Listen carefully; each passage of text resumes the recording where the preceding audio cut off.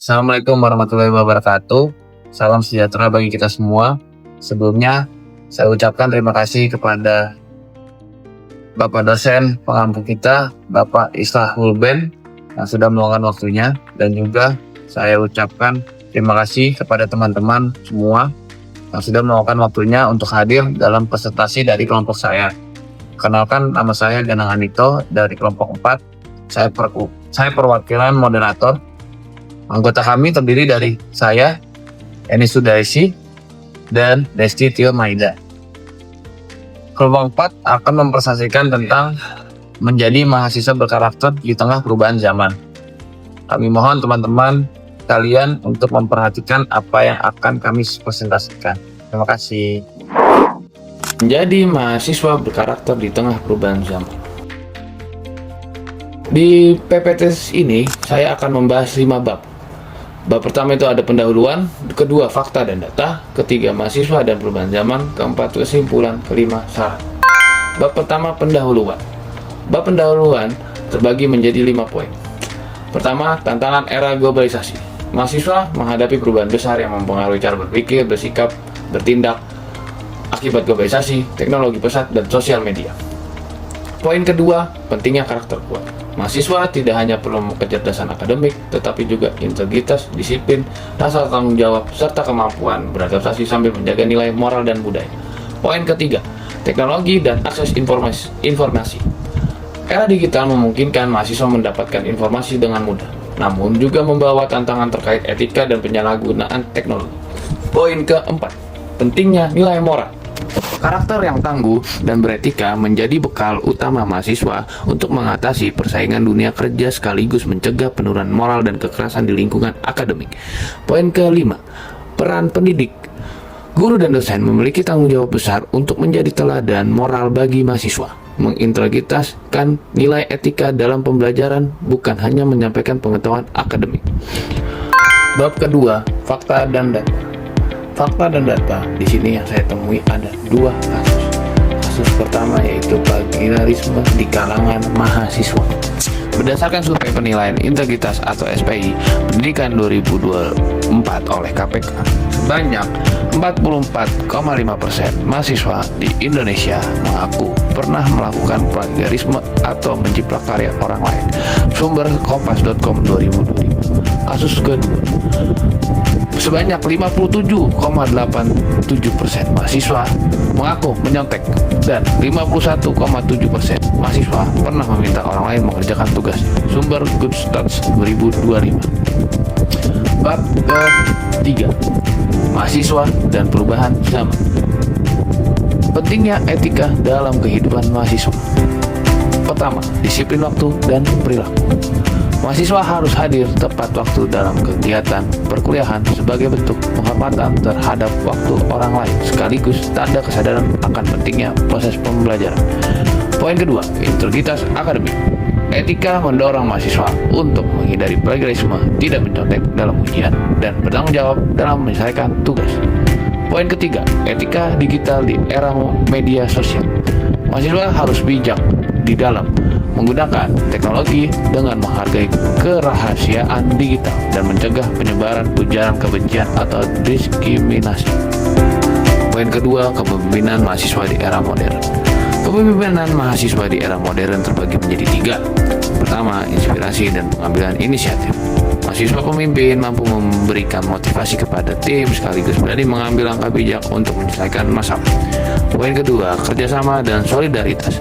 Kepemimpinan yang baik melibatkan kemampuan bekerja dengan orang lain, menghormati perbedaan, dan membangun tim yang kohesif. Dan ketiga, transformatif dan inklusif. Pemimpinan mahasiswa harus memupuk keberagaman, transparansi, dan kebudayaan partisipasi tanpa tekanan senioritas. Poin ketiga di bab ketiga itu ada tanggung jawab sosial mahasiswa.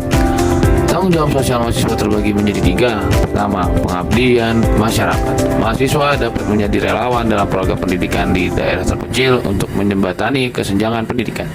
Poin kedua, kegiatan lingkungan. Keempat, penghijauan dan pelestarian lingkungan, mencerminkan rasa tanggung jawab terhadap pelestarian alam. Ketiga, perlawanan terhadap isu sosial. Mahasiswa juga memiliki peran untuk meningkatkan kesadaran publik terkait isu-isu seperti narkoba, bullying, atau hoax. Poin keempat, mencegah kekerasan di lingkungan akademik. Mencegah kekerasan di lingkungan akademik itu terbagi menjadi tiga. Pertama, edukasi dan pencegahan.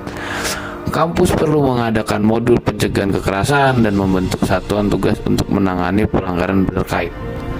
Kedua, solidaritas mahasiswa. Kerjasama antar mahasiswa penting untuk menciptakan lingkungan yang mendukung dan saling melindungi.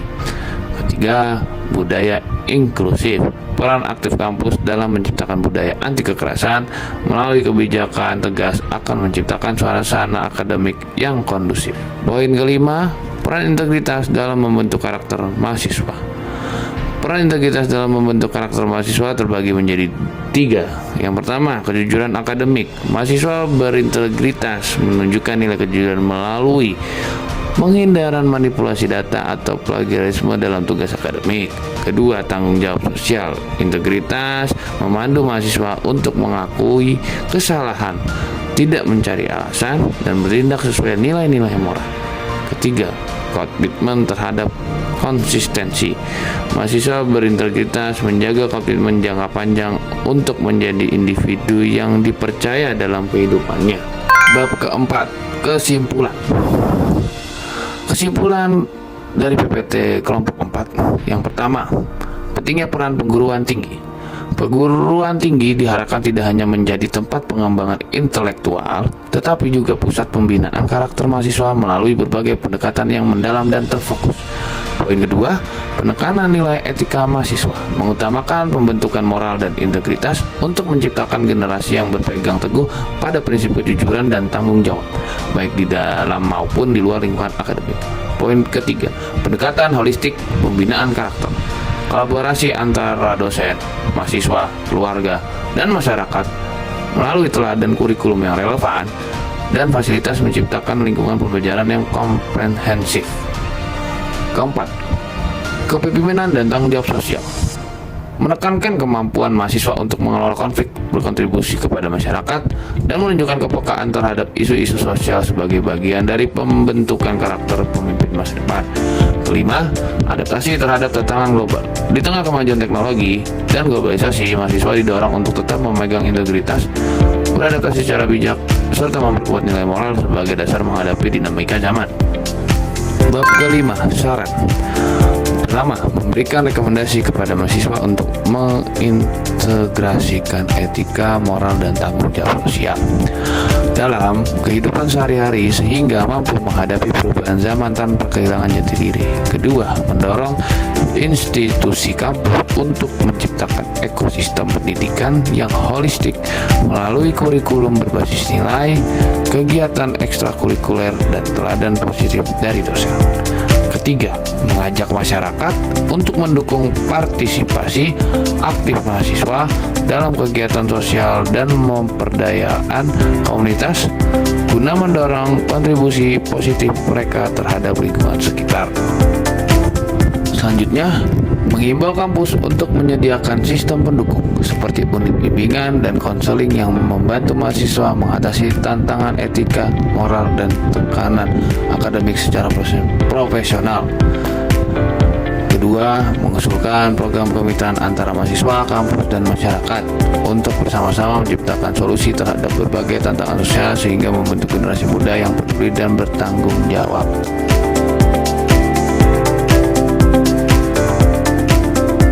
Baiklah, demikian presentasi dari kelompok kami. Terima kasih atas perhatian teman-teman sekalian yang sudah menyimak dari awal hingga akhir.